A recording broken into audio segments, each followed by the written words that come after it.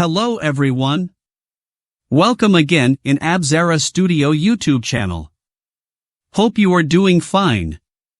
In this video I have shown some questions and answers on the concepts of direction and bearing, identification of direction on the map, measures of bearing on the map and methods of relief representation on the map using hill shading, hachures, form lines, physiographic diagrams, contour lines and layer coloring. Please like, share and subscribe the channel. Question number 1. What is a bearing? The direction of a point measured from north in degrees clockwise. B. The angle between true north and magnetic north. C. The angle between magnetic north and the direction of the North Star. D. The angle between a compass needle and the horizon.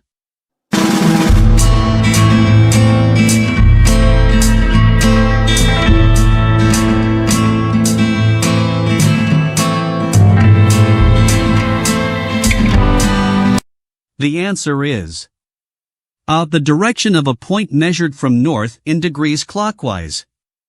Question number 2. What is bearing? A. The angle between 2 points on a map. B. The distance between 2 points on a map. C. The direction from one point to another on a map. D. The altitude of a point on a map.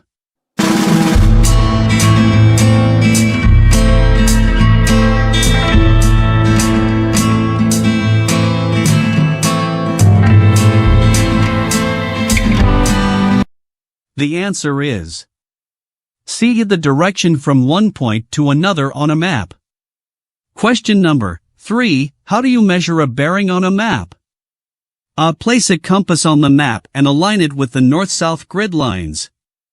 B. Place a straightedge on the map and align it with the north-south grid lines. C. Measure the angle between true north and magnetic north. D. None of the above.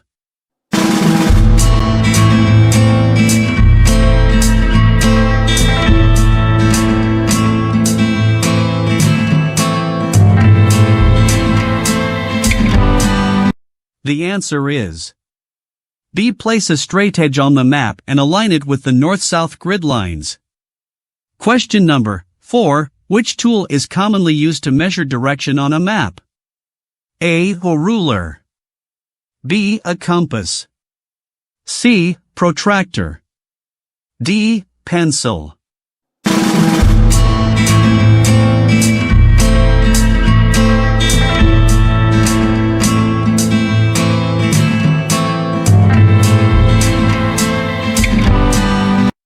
The answer is B. A compass.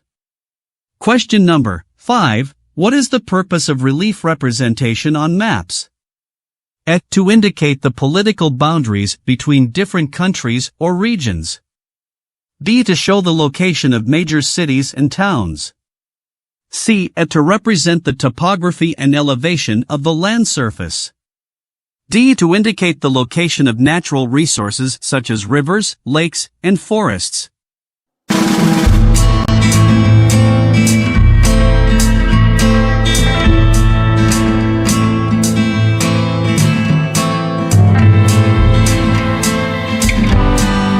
The answer is C. To represent the topography and elevation of the land surface. Question number 6. What is contour interval on a topographic map? A. The distance between two adjacent contours on the map. B. The height difference between two adjacent contours on the map. C. The slope of the terrain between two adjacent contours on the map. D. The color of the terrain between two adjacent contours on the map.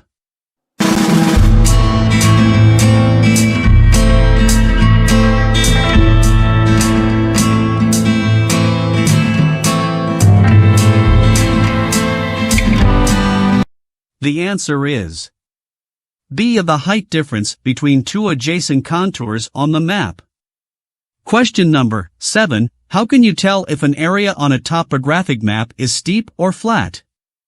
By looking at the contour lines. If they are close together, the area is steep. If they are far apart, the area is flat. B. By looking at the colors on the map, if the area is green, it is flat. If it is brown, it is steep.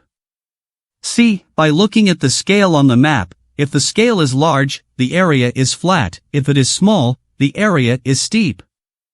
D. By looking at the legend on the map, if there is a symbol for a hill or mountain, the area is steep. If there is a symbol for a plain or valley, the area is flat.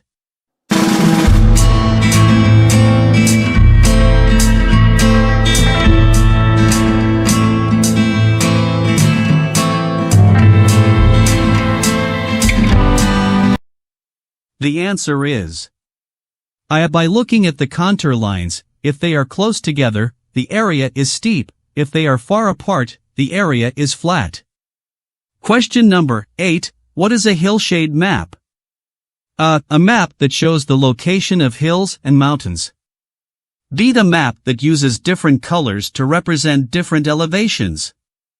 C. The map that shows the topography of an area using shading to simulate the effects of sunlight on the terrain. D. The map that shows the location of water bodies such as rivers and lakes.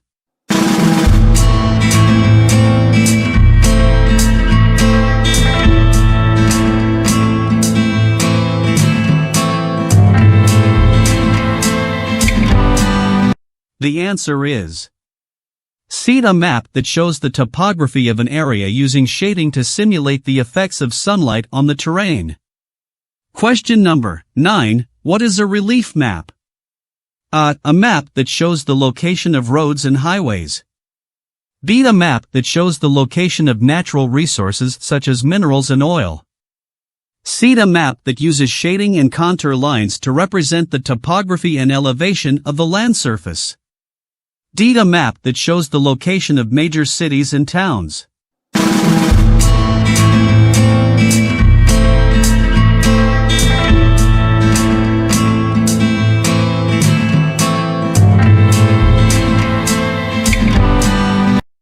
The answer is C. The map that uses shading and contour lines to represent the topography and elevation of the land surface. Question number 10. Which of the following relief representations shows the elevation of the land through contour lines? A. Shaded relief map. B. Topographic map. C. Physical map. D. Political map.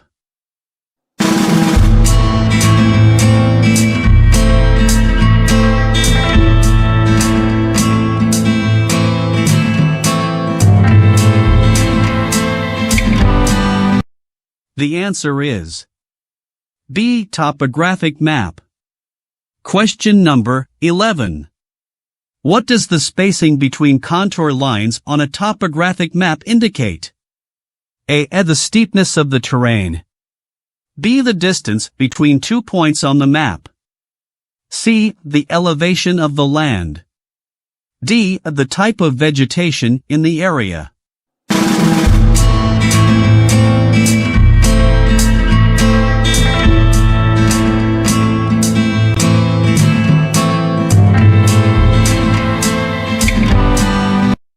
The answer is A. The steepness of the terrain. Question number 12. What is the purpose of hachures on a map? A. To represent the direction of a river or stream. B. To represent the slope of a hill or mountain. C. To represent the location of a city or town. D. To represent the location of a major road or highway.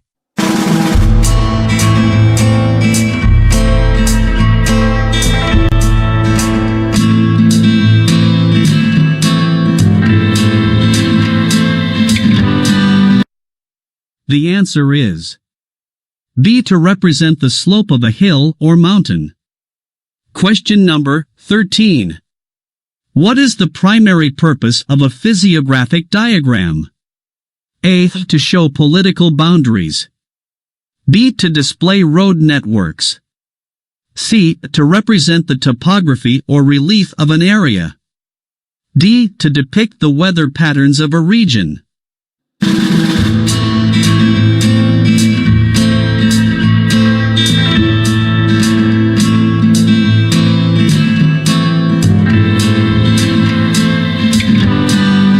The answer is C. To represent the topography or relief of an area.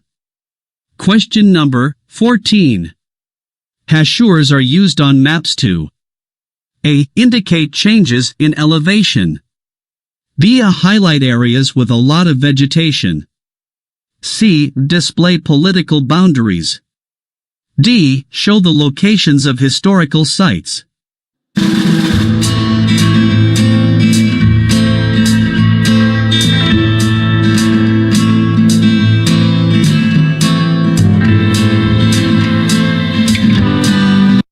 The answer is A. Indicate changes in elevation. Question number 15. Layer coloring is a technique used on maps to A. To show the locations of different types of rocks. B. Indicate changes in vegetation cover. C. Represent the topography or relief of an area. D. Display land ownership boundaries.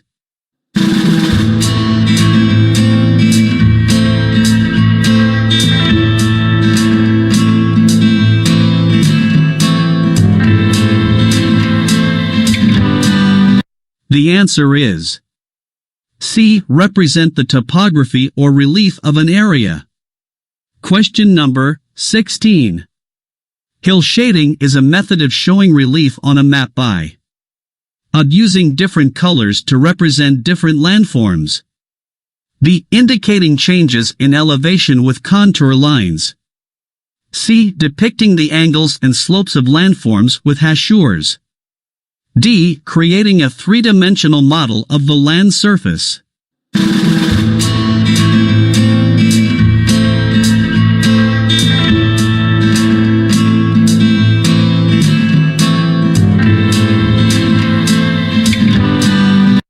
The answer is D. Creating a three-dimensional model of the land surface. Question number 17. Which of the following techniques uses short, parallel lines to indicate the steepness of slopes or the direction of drainage? A. Physiographic diagrams. B. Hachures. C. Layer coloring. D. Hill shading. E. Form lines.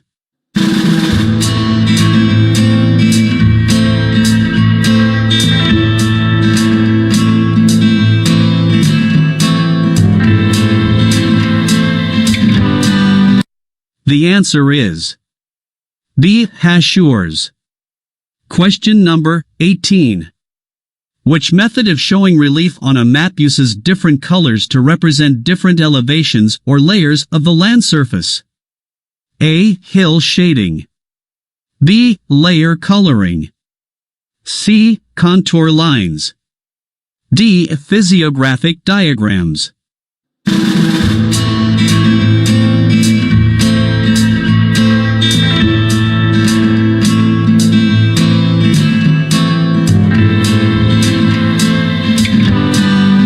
The answer is B. Layer coloring. Question number 19. Which method of showing relief on a map creates a three-dimensional model of the land surface and simulates the effect of light and shadow? A. Contour lines. B. Hill shading. C. Hachures. D. Form lines.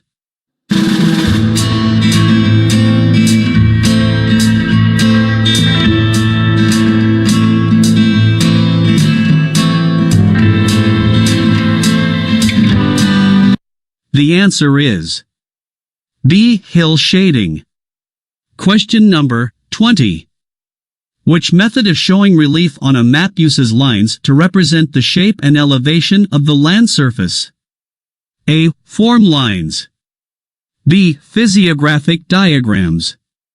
C. Contour lines. D. Layer coloring.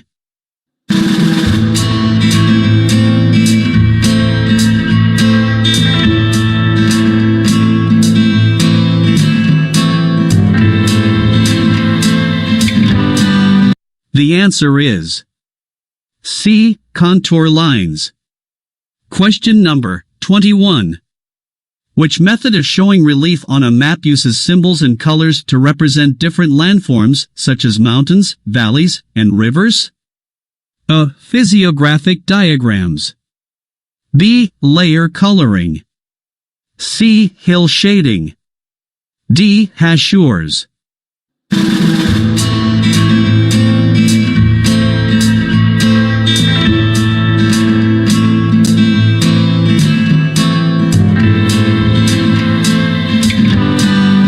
The answer is A. Physiographic diagrams. Thank you for watching the channel.